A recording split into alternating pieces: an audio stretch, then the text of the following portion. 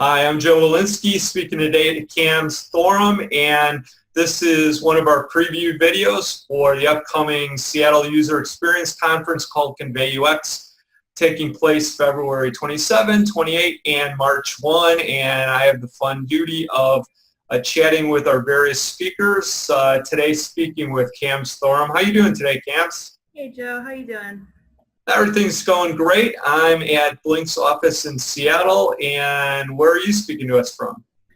Joe, I think I'm about a mile down the road. I'm at Isilon's office in Seattle.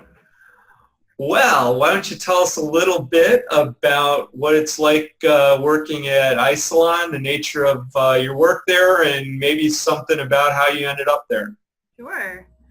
So Isilon is a business unit of Dell EMC. We're actually a Seattle startup, a very successful one, that was acquired by EMC, and then when the Dell EMC merger happened, we became a Dell business unit. Most people, when they think of Dell, they think of laptops, right? They think about all that customization, that amazing stuff that Michael Dell did in the 90s and the early aughts. That's not what Isilon is at all. Isilon is network attached storage. So you've got your big data. Everybody wants to talk about big data. Isilon is the appliance you store your data on and the operating system that lets you do stuff with it. So if you want to do analysis, management, all that kind of stuff, Isilon is what lets you do that. We've been around for about 14 years, so a nice market presence, a nice mature product, but we've never had UX before until 2 years ago when I was brought on to start on the UX team. I was brought on because our user base was getting more mature. Our user base was also getting younger. So people who were experienced, but people who were more millennials, and millennials like nice interfaces. They don't have a lot of patience for clunky old interfaces. So we got together and started doing a lot of research into what our users wanted. We were really lucky that we got to start with research. We actually didn't hire a designer until we'd been in place for about a year, which is kind of amazing. Not a lot of people get to do that. And so as we've gone along, we've had the opportunity to redesign one of the most important interfaces when it comes to managing your Isilon, which is your troubleshooting and monitoring interface.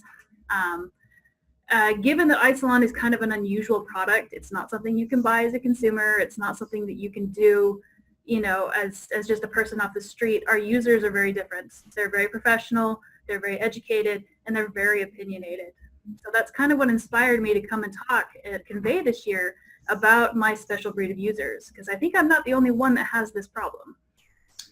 Well, I mean, this definitely fits into the enterprise track that we have at the conference, which is a stream of sessions specifically tied to this area.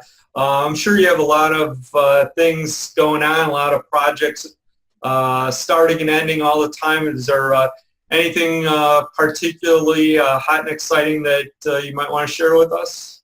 There is, absolutely. So we've revamped this monitoring and troubleshooting tool that I told you about, and it's about to hit the market. So I've spent the last 6 months traveling all over the United States, spending a lot of time on the phone, demoing this thing for customers just to make sure that we got it right. So of course we user tested everything in it, but it's really fun to actually get out and see people respond to this interface that was designed with them in mind, with their level of expertise, with their workflows and their needs. And my job is kind of awesome because I get to go around and see how happy I've made people. They're so excited to see this new tool that gives them exactly what they need to do their jobs. And that's kind of the heart of enterprise UX is please give me something so I can do my job. So it's really encouraging to see that we've got V1 right as we start planning V2, which is supposed to come out later next year.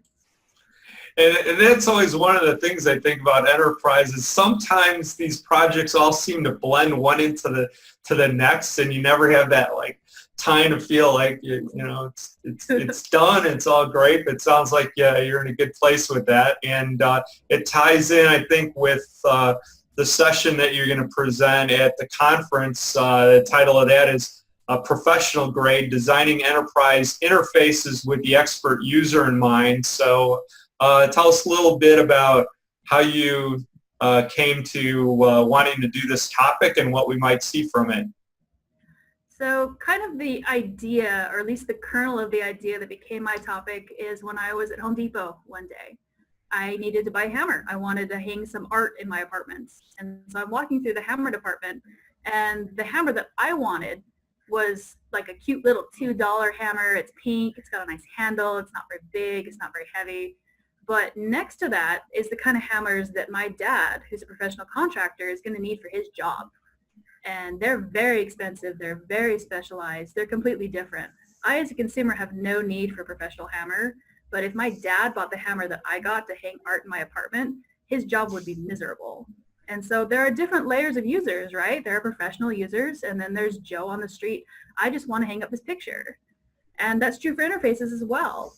You know, part of the reason why we wanted to do this is we wanted, when we were redesigning this product, to introduce a lot of social-based patterns, right? We wanted to introduce a feed. We wanted to introduce notifications. And so we did it in a social way. And one of the first mistakes we made is we introduced a feed with relative timestamps. This thing happened 5 minutes ago. This thing happened yesterday. And we tested that in front of users, and they were horrified. They said, hey, iSalon, I need this thing to troubleshoot something that's going wrong with my deployment. I need to know exactly when it happened, not about when it happened. And also, please don't make me do math. Tell me it happened at 11:52 yesterday. Don't tell me that it happened about a day ago. And so that's when we started to realize that our user base is not the same as something that uses Instagram. Like we're not social, we're enterprise. And so we started to figure out what that means and how we're different and how we can kind of apply that globally. And I thought, you know, if I'm having this problem, I know somebody else is going to have this problem too. I should go talk to somebody. Mm-hmm. Well, I appreciate you taking the time to talk about this with me today, and we'll look forward to seeing that topic at the conference coming up in just a couple of months. Thanks so much, Joe. I appreciate the time.